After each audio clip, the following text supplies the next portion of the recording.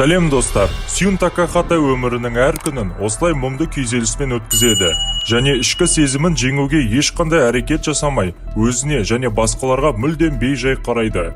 Кейіпкер оның алдында не күтіп тұрғанын әлі білмейді. Ол бүкіл әлем бойынша миллиондаған мектеп оқушылармен бірге өлімге әкелетін ойынға қатысады. Онда әрбір ойыншы өзінің тапқырлық пен ақылын көрсетуі керек. Әйтпесе оларды қатыгез өлім күтетін болады. Сюн Такахата есімді жасөспірім қызық ойындарды мақсатсыз ойнап сағаттап отырады. Жігіт анасының үйге көмектесу туралы өтінішіне дөрекі жауап береді. Және Жапониядағы ауқымды теракт туралы хабарланған жаңалықтарды көріп отырады. Сонымен Такахата мектепке барады. Көңілсіз жасөспірімнің жолын велосипедпен Идика есімді қыз кесіп тастайды. Ол жігіттің балалық шақтағы көңілді досы еді. Қыз оған сүйіспеншілігін танытады, бірақ сезімсіз Такахата өзінің қызығушылығын көрсетпейді. Мектепке кіре берісте жасөспірім досымен бірге жаман бейнені көріп, оның алдын алуға тырыспайды. Жергілікті авторитет Амая Такеру бірнеше студентті аяусыз ұрып тастады. Сабақтар басталады. Такахата сыныптастарымен бірге тарих сабағында отыр. Студенттер күле бастайды, бірақ кенет мұғалімнің басы иығынан ұшып кетіп, столдың үстінде Дорума есімді қорқынышты қуыршақ пайда болады. Ол оқушыларды қызыл жарық деп аталатын өлімге әкелетін ойын ойнауға мәжбүрлейді. Құбыжық тақтаға қарай баяу бұрылады, содан кейін қайтадан күрт бұрылып, және байсалдылықты сақтай отырып, қозғалған әрбір оқушының басын аяусыз кесіп тастайды. Ал сыныптастар үмітсіздікке ұшырадық деп санады. Оның басының артқы жағындағы түймені басу керек, тек сол кезде ғана ойын тоқтайды. Қиындық мынада, қуыршақтың басының артқы жағындағы түймені баспай, ойынды ешкім тоқтатпаса, барлық студенттердің өліміне дейінгі минуттарды еріксіз санайтын таймері қосылады. Қорыққан жасөспірімдер кезек-кезек түймені басуды меңзеп, соңында ең жақсы достар ғана тірі қалады. Өлімнен қорықпаған ол дене шынықтыру сабақтарын еске түсіріп, түймеге жету үшін досына секіруді ұсынады. Ал таймерде бар болғаны 10 секунд қалды. Батыл жолдасының сөздеріне жігерленіп, Такахата секіруді шешеді, және 0-ге дейін 1 секунд қалғанда уақытты тоқтатып, түймені баса алды. Құлаған қуыршақ ойынның аяқталғанын хабарлайды, бірақ кенеттен басқа сыныптастары сияқты Сатакетта шабуылға тап болды, өйткені түймені басып, ойынды тоқтатқан адам ғана тірі қалуы керек еді. Ты остановил игру, Такахата-сюн! Ты выжил! Есіктің жанында сыныптастарының арасында аман қалған Итика Акимото пайда болады. Такахата мен Итика осы қорқынышты сынақтан аман қалғандарды іздеу үшін жаттығу залына барады. Онда бір топ студенттер тышқан костюмын киіп жатыр, ал еденге жаңа жұмбақ ережелер жазылған екен. Ол жерде мысыққа қоңырауды беріңіз, ойын аяқталады деп жазылған. Барлық балаларға мектеп президенті құлақтары бар сұр костюмдерді киюді бұйырады. Бірақ жаңадан келгендердің бәрі киімді киіп үлгермейді. Себебі бөлменің еденінде кенеттен люк ашылып, сол жерден алып манекен көтеріліп, ол олжаларын жей бастайды. Қанышер сәттілік символы ойыншыларды бірінен соң бірін аяусыз жойып жатқанда, Такахата мен Итика мысық қоңырауына тап болады. Жұп ережеге сәйкес, оны құбыжықтың мойнына бекітілген баскетбол шеңберіне лақтыру керек деп болжайды. Олардың ішінде баскетбол командасының капитаны Харуфи Киткава болып, ол қоржынға қоңырауды тура лақтырады. Жеңіс сөзсіз болып көрінгенде, айлакер манекен алдамшы маневр жасайды. Ол шабуылдаушыны күшті соққысы арқылы жойып жібереді. Ашкөз хайван тағы да құрбандарын қағып, қорғансыз күйде бұл жолы Итика қалып қояды. Оның үстінде тойымсыз мысық тұрып, оны жеуге дайын болды. Досын Такахата құтқарады. Ол тышқанның костюмын киіп, өлтірушінің назарын өзіне аударады. Жігіт басқаларға қоңырауды себетке лақтыруға мүмкіндік беріп, тістері бар мысықтың назарын аудара бастайды. Дегенмен, жын шайтанды тоқтату әрекетінің бәрі бекер болды. Ал таймердің уақыты кетіп жатты. Ол манекенді шатастырып, қоңырауды баскетбол добының терісімен жасыру үшін, бір уақытта екі шешуші лақтыруды жүзеге асыру үшін, соңғы бір үмітсіз жоспар жасайды. Мы должны ее запутать. Выбора у нас нет. Оралған доптармен бірге Такахата мен Итико екі жақтан муляжға қарай жүгіреді. Әйтсе де жүгіріп келе жатқан батырдың баскетбол добы көрініп қалды. Мұны байқаған манекен қыздың лақтыруын тоқтатып, оны күшті соққымен ұшырып жібереді. Бірақ бұл Такахатаның айлакер жоспарының бір бөлігі ғана болып шықты. Және шын мәнінде қоңырау оның қолында еді. Қатты лақтырған кейіпкер оны тікелей себетке тастайды, бірақ күтпеген жерден ол нысанаға дәл түспеді. Доп металл сақинадан ұшып кетеді. Кейнеттен Амая Такеро мысықтың басынан секіріп шығып, ол допты алып, 1 секунд қалғанда оны себетке лақтырып үлгерді. Манекен ойынның аяқталғанын хабарлайды, және аман қалған үшеуі өлімге әкелетін шайқастың келесі кезеңіне өтуге мәжбүр болады. Осы вақытта Жапонияның барлық жаңалықтарында дүние жүзіндегі миллиондаған студенттердің мистикалық өлімі туралы хабарларды таратады. Елде төтенше жағдай жарияланды. Қаланың үстіндегі аспанда үлкен ақ текше қалыптап жүр. Оның ішіне әскерилер кіре алмайды. Бірақ билік ол жерде тірі қалған мектеп оқушыларын өзге ғаламшарлықтар ұстап отыр деп күдіктенеді. Такахата осылайша бейтаныс жарық бөлмеде есін жияды. Оның қасында ол бірнеше жыл көрмеген Такеса есімді бұрынғы сыныптасы табылды. Жұп не болып жатқанын түсінуге тырысады. Кенеттен бүйірден тағы бір дауыс естілді. Олармен бірге менменшіл Микеро Тайро және тыныш қыз Таока қамауда болды. Олар өткен ойындардың барлық жеңімпаздары екені анықталды. Көп ұзамай жаңа ойынның басталғанын білдіретін есік қақтығысы естілді.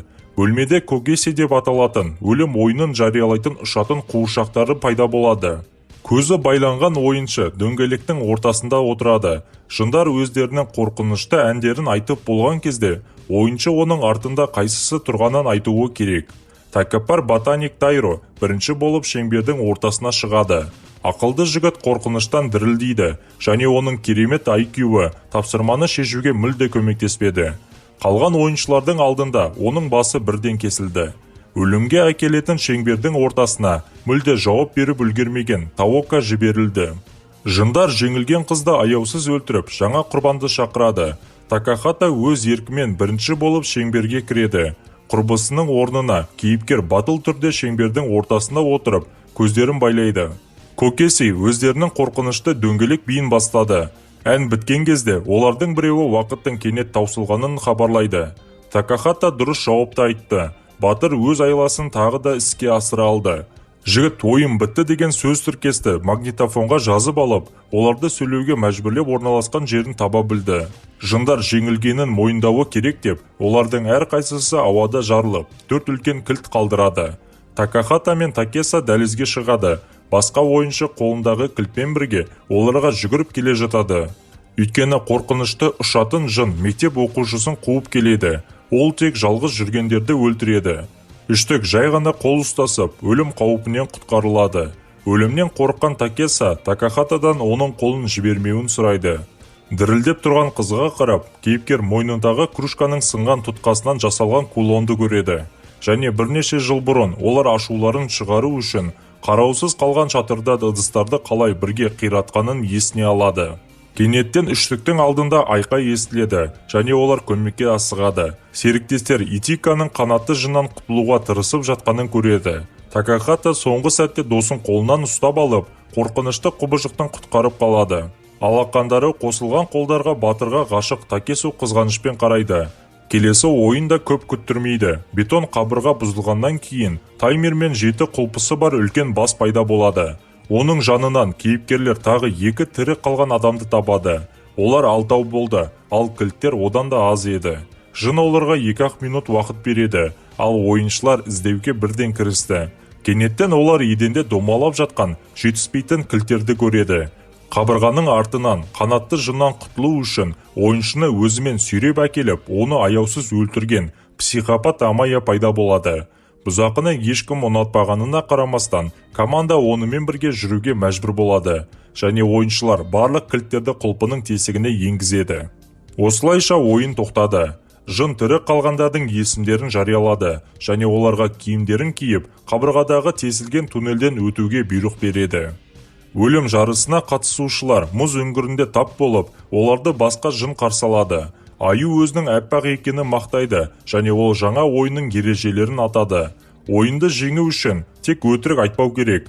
Ағаю сұрақ қоямын дейді, ең бастысы өтірік айтпау. Ал егер біреу өтірік айтса, қатысушылар өтірікшіні табуы керек. Әйтпесе олар жынның түскі асы болады.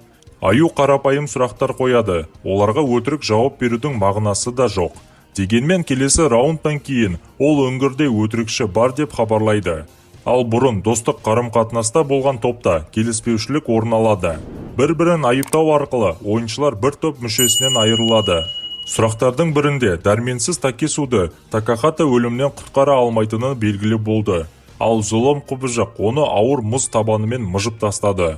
Сүйікті қызының өлімінен ренжіген ол өтірікші кім екенін айту үшін ойынды кенет тоқтатады. Батырдың таңғажайып тапқырлығы оған жынды жеңуге тағы да көмектеседі. Жігіт дұрыс жауапты айтады. Это ты!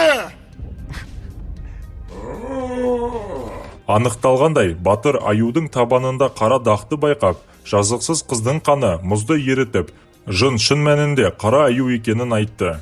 Жеңілген құбыжық ойынның аяқталғанын хабарлайды және аман қалған 5 адам тұман арқылы келесі раундқа өтуге мүмкіндік алады. Ойыншылар теңіз жағасындағы ескі қараусыз қалада пайда болады. Жасөспірімдер олардың келесі қиындығы қандай болуы мүмкін деп ойланады. Тас бекіністің орталық қақпасы ашылады. Ол жерден қорқынышты қуыршақ пайда болды. Қуыршақ финалдық ойынды хабарлайды. Ойынның ережесі былай делінген. Қаңылтырды тепте, ойынды тоқтат. Бір ойыншы қабырғадан қаңылтырды алып, оны шеңбердің ортасына қоюы керек. Қалғандары болса осы уақытта тығылуы керек болады. Қаңылтыр шеңбердің ортасында болғанда, ойыншы қашқындарды іздеуге барады. Ол ұсталған ойыншылардың көздеріне қарап, олардың есімдерін атап, содан кейін қашып құтыла алмайтын ұяшыққа қамауы керек. Ойыншылардың бірі тұтқындарды босатады. Мұны істеу үшін ол жасырынуды тоқтатып, қабырғаға келіп, қуғыншы басқаларды іздеп жатқанда қаңылтырды теуіп жіберуі керек. Бірақ сонымен бірге қаңылтыр жарылып кетеді. Осылайша ойыншы өз өмірі үшін тұтқындарды құтқаратын болады. Бұл ойында күн батқанға дейін тұтқындарды құтқарған, немесе 3 ойыншыны ұстап алған адам жеңетін болады. Қатал ережелерді айту арқылы қуыршақ ойынның басталғанын хабарлады. Қатысушылар белгіленген таяқшаны кім іздейтінін анықтау үшін жеребе тартады. Ол әлгі жынды болып шықты. Я иду искать. Ойыншылар естерінен адасып, тығылып үлгереміз деген үмітпен әп-сәтте шашырап кетеді. Ал Амайя алынбайтын биік қабырғадан қаңылтырды алуы керек. Алайда айлакер бұл тапсырманы тез орындап, қуыршақты нысанаға дәл тигізіп, қаңылтырды шеңбердің ортасына қояды. Қашқындарды қуалау басталды. Психопат 3 ойыншыны камераға отырғызу міндетін тез орындай алды. Тек Такахата ғана бостандықта қалды. Ол ойынның соңына дейін жасырынып тірі қалу, немесе жарылғыш қаңылтырды тебу арқылы түрмедегі достарын құтқару үшін таңдау жасайды. Көп ойланғаннан кейін ол достарын құтқаруды шешеді. Жігіт сауытты киіп шықты. Дулыға оның бетін жауып тұрды. Соның кесірінен Амайя ойын ережелерін жүзеге асыра алмайды. Себебі ереже бойынша қашқының көзіне қарап оның есімін атауы міндетті. Оған қаңылтырға жақындауға бұл кішкене болса да мүмкіндік бере алды. Амайя күлімсіреп, қаңылтырға жақындап келе жатқан Такахатаны тоқтатады. Зұлым жігіттен дулығаны оңай алып тастап, оның атын атып, қаңылтырға қарай жылжи бастады. Кенеттен Амайя Такахата оны шынжыр арқылы ауыр сауытқа байлап тастағанын байқады.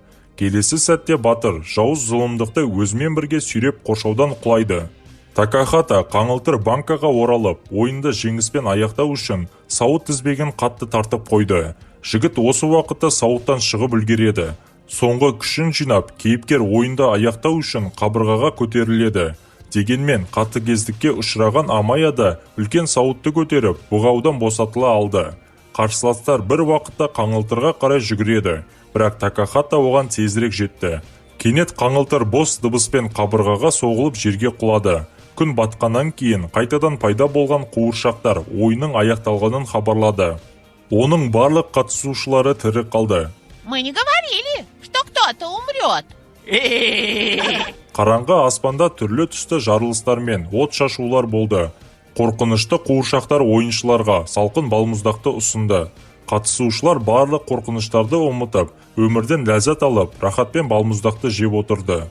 Тамақтанғаннан кейін қуыршақтар жеңімпаздарды бостандыққа апаруға уәде береді. Бірақ бұл тағы да бір алдау болып шықты. Тәтті балмұздақ 3 тұтқынды бірден өлтірді. Тек Такахата мен Амайя ғана тірі қалды. Олардың әрқайсысы барлық 7 сынақта өзінің ең жақсы қасиеттерін көрсеткен. Олар көптен күткен еркіндікке ие болады. Осымен фильм аяқталды достар. Келесіде кездескенше.